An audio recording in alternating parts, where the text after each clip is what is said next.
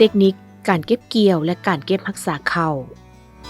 การเก็บเกี่ยวและการเก็บรักษาข้าวแม่นขั้นตอนหนึ่งที่มีความสำคัญของการผลิตข้าวเพื่อเป็นสินค้า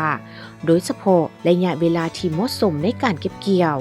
วิธีการเกี่ยวการลดผ่อนความซุ่มและการเก็บรักษาให้ถูกวิธีเพื่อเฮ็ดให้ผลผลิตมีคุณภาพและเป็นสินค้าฉะนั้นถ้าอยากให้ข้าวมีคุณภาพและสามารถเป็นสินค้าได้ต้องได้เอาใจใส่ปฏิบัติตามขั้นตอนของเทคนิคอย่างเข้มงวดการเก็บเกี่ยว 1. สังเกตก่อนการเก็บเกี่ยวหลังจากข้าวออกหวงได้50ส่วนห้อยของไหนาจากนั้นประมาณ25-30 วันก็สามารถเก็บเกี่ยวข้าวได้ถ้าเกี่ยวข้าวในระยะนี้จะเฮ็ดให้ข้าวเสียหายน้อยและมีคุณภาพดีใส่เครื่องวัดแทกความซุ่มของเม็ดข้าวในห่วง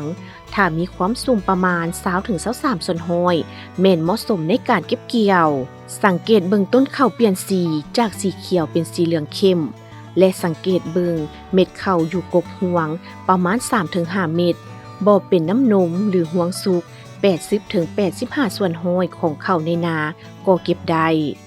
ให้นาที่มีน้ำขังให้ระบายน้ำออกก่อนประมาณ10วันจึงเก็บเกี่ยวจึงจะเฮ็ดให้ข้าวสุกแก่เสมอกัน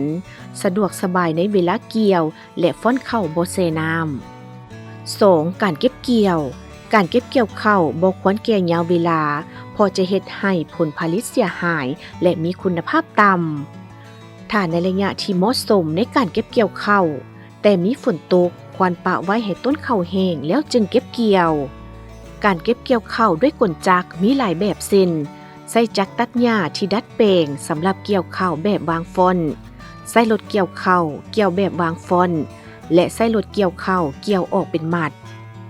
3. การลดผ่อนความซุ่มการลดผ่อนความซุ่มของเม็ดข้าวมีหลายวิธีคือ 1. ลดผ่อนความซุ่มด้วยวิธีตากแดดมี2วิธีตากฟ้อนข้าวในไหนาแม่นใช้เวลาตากประมาณ 2-3 แดดขึ้นกับแสงแดดแห้งหรือคอยตากเม็ดข้าวที่เกี่ยวเป็นเม็ดพื้นที่ต้องห้ามเพียงบ่ควรตากหนาเกินไปเพราะจะเฮ็ดให้ข้าวนั้นแห้ง 2. ลดผ่อนความซุ่มด้วยวิธีอบแบบคงที่เหมาะสำหรับกลุ่มผลิตแนวพันธุ์สาวเกษตรกรอบแบบหมุนเวียนเหมาะสำหรับสหกรณ์ผู้ประกอบการหรือบริษัทที่ส่งเข้าออกต่างประเทศ 4. การเก็บรักษา 1. ก่อนการเก็บรักษาต้องได้แทกความซุ่มของเม็ดข้าวก่อนที่จะเก็บรักษาเพื่อบ่ให้ข้าวเสียหายเวลาเก็บอนามัยสร้างให้สะอาดก่อนนำเอาเข้าไปไว้ความซุ่มที่ควรเก็บรักษาสำหรับข้าวบริโภคประมาณ 14-15 ส่วนห้อย 2. การบรรจุใส่เป๋าหรือกระสอบชนิดต่างๆที่อากาศสามารถล่วงได้ดีใส่ถุงใหญ่เป็นถุง2สั้นบิ๊กแบ็ก 3. การเก็บไว้สางเก็บไว้สางที่สามารถควบคุมอุณหภูมิได้สางเย็นเก็บไว้ในสางที่มีอากาศล่วงสิ่งสำคัญต้องได้มีพาเลทไม้หรือพาเลทอย่างห้องเป่าเข้าเพื่อบ่ให้ความซุ่มของพื้นขึ้นมาเป่าเข้าสิ่งที่ควรเอาใจใส่ 1. การเก็บข้าวโอนจะมีผลเสียหายคือข้าวจะบ่เต็มเม็ดการสะสมธาตุแป้งต่ำเม็ดข้าวมีความซุ่มสูงตากนานแห้ง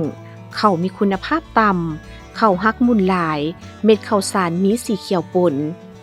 2. การเก็บเกี่ยวข้าวแก่เกินไปมีผลเสียคือหวงข้าวจะแห้งโกบ